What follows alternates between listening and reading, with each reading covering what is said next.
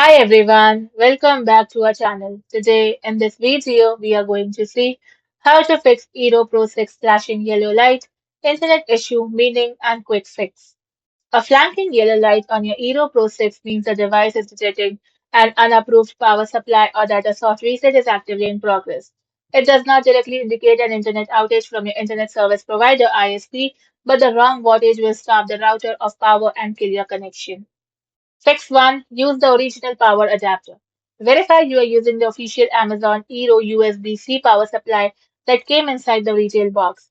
Standard phone chargers or third-party multiports do not support the exact USB PG power delivery profiles required by the mesh system. Fix 2. Plug directly into the wall. Bypass power strips, extension cords, or surge protectors.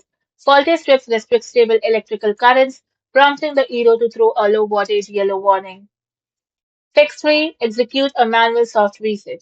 The only physical button on the device is a recessed over reset button located on the bottom.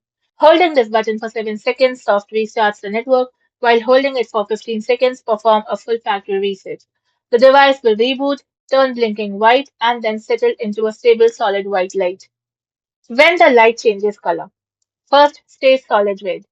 If your quick power fixes turn the light from yellow to red, you have successfully fixed the power issue, but now face a genuine internet outage.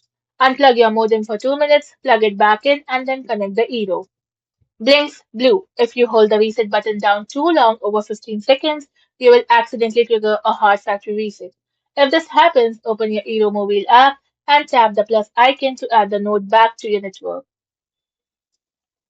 Thank you for watching, and for more such informative videos, do like, share, and subscribe to our channel.